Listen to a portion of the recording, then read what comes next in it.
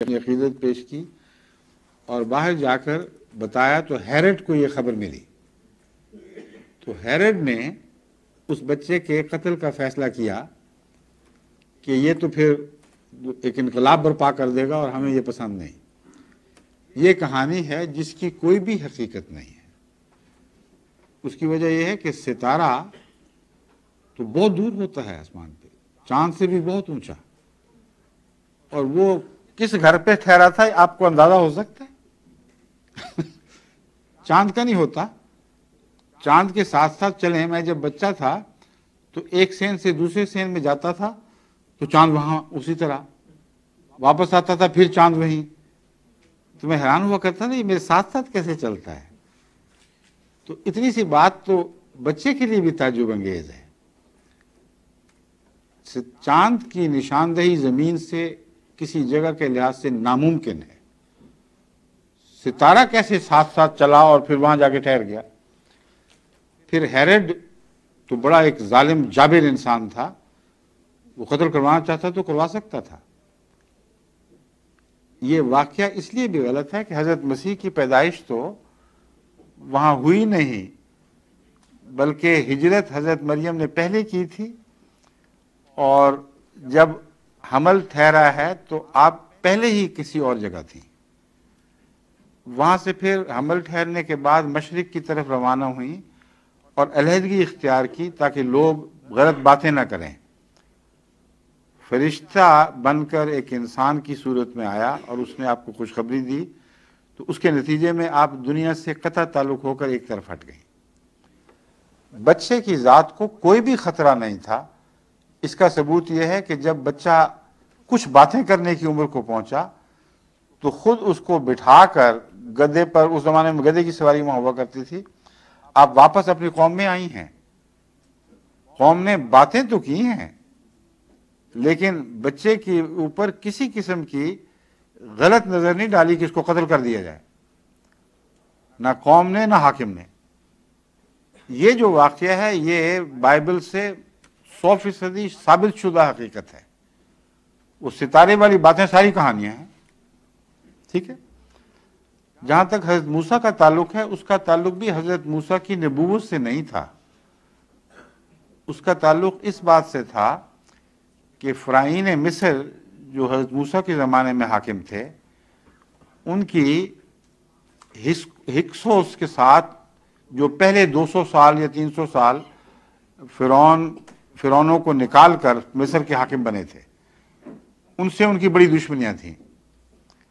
اور اس زمانے میں بنی اسرائیل کو بہت بڑی طاقت نصیب ہو گئی تھی، چونکہ حضرت یوسف علیہ السلام کی رویا کے نتیجے میں آپ کو عزت ملی اور بنی اسرائیل دور دور سے ہجرت کر کے مصر میں پناہ گزین ہونے لگے. تو جس مصر کو فرعون نے دوبارہ لیا ہے اس میں اسرائیل کی ایک بڑی طاقت تھی جس کو وہ توڑنا چاہتے تھے.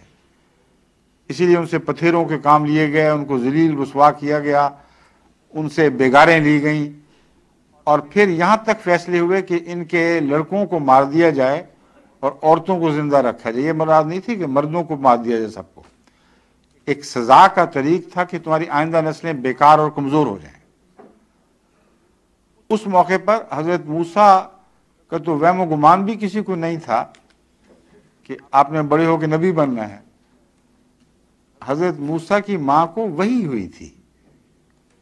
اللہ تعالیٰ نے وحی کے ذریعے فرمایا کہ اس بچے کو دریا میں کافن جس کو کہتے ہیں لکڑی کا بنا ہوا، اس میں ڈال کر دریا میں بہا دو اور ہم اس کی حفاظت کا انتظام کریں گے، اسے واپس تیرے پاس لے آئیں گے.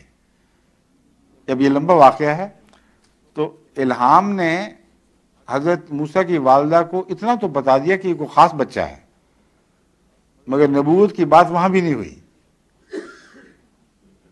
پھر وہ فرعون کے محلوں میں پلے ہیں. اگر نبوت دکھائی دی تھی تو کسی وقت بھی محل کے اندر قتل کیے جا سکتے تھے. جب آپ نے دعویٰ کیا تب پتہ چلا. اسی طرح حضرت عیسیٰ علیہ السلام نے جب تک نبوت کا دعویٰ نہیں فرمایا اس وقت تک قوم ان کی مخالف نہیں ہوئی. طے شدہ حقیقت ہے. سمجھ گیا؟ شکریہ. حضور میں اب جناب سبقت اللہ قادری صاحب کو دعوت دوں گا. یہ بارٹ لاء ہیں اور کوئین کونسل ہیں اور انگلستان کے معزز مشہور و معروف شخصیت ہیں سبقت اللہ قادری صاحب. السلام علیکم.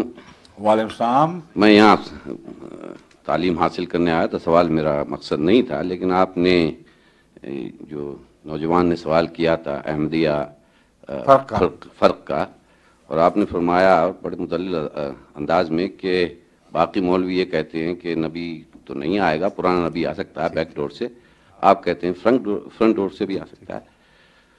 تو حالات تو بڑی تیزی سے دنیا میں تبدیل ہو رہے ہیں، اب ٹیکنالوجی تبدیل ہو رہی ہے، نئے ہو سکتا ہے نئی لائف بھی مل جائے کئی بار. تو آپ کے خیال میں ایک اور نبی بھی آ سکتا ہے کیا؟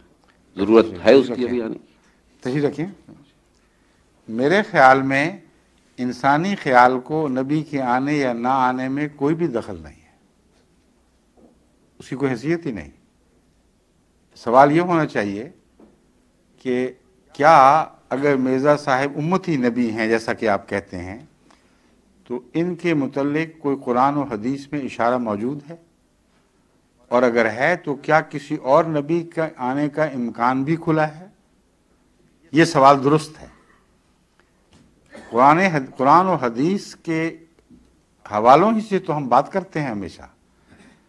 قرآن کریم نے امتی نبوت کے دروازے کو بند نہیں فرمایا اور یہ بھی نہیں کہا کہ صرف ایک آئے گا. سمجھے؟ اس لیے کسی کو کوئی حق نہیں کہ یہ کہہ دے کہ دروازہ کھلا ہے مگر صرف ایک کے لیے کھلا ہے. اگر کوئی احمدی کہتا ہے غلط کہتا ہے. دروازہ کھلا ہے جن شرطوں کے ساتھ، وہ شرطیں جس کے حق میں پوری ہوں گی وہ ضرور نبی اللہ ہوگا. اور وہ شرط رسول اللہ صلی اللہ علیہ وسلم ان شرطوں کی تائید میں یا وضاحت میں حضرت صلی اللہ علیہ وآلہ وسلم نے امت محمدیہ میں آنے والے امام مہدی اور مسیح کی پیشگوئیاں کی. ہم صرف یہ کہتے ہیں کہ مرزا صاحب کا فرض تھا کہ وہ ان پیشگوئیوں کی نشاندہی کریں جو آپ کے حق میں پوری ہوئیں، اور اس کے بغیر آپ کو کسی دعوے کا حق ہی نہیں بنتا. الہام تو ہوا ہوگا لیکن دنیا کو کیا پتا الہام ہوا ہے کہ نہیں.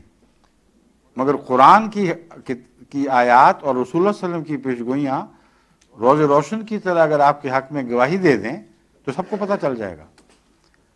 آئندہ کے متعلق ہمارا موقف یہ ہے کہ اگر خدا کسی کو بھیجے جبکہ دروازہ بند نہیں ہے، امتی نبی آ سکتا ہے، تو اس کا کام ہوگا.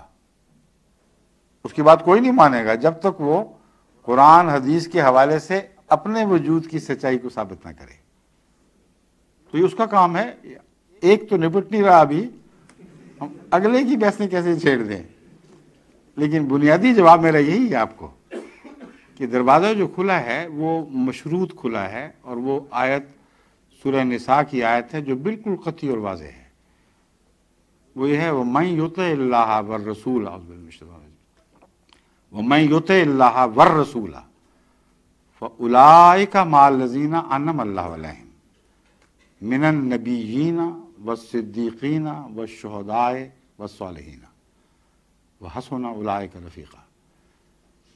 جو کوئی بھی اللہ اور اس رسول محمد رسول اللہ کی اطاعت کرے گا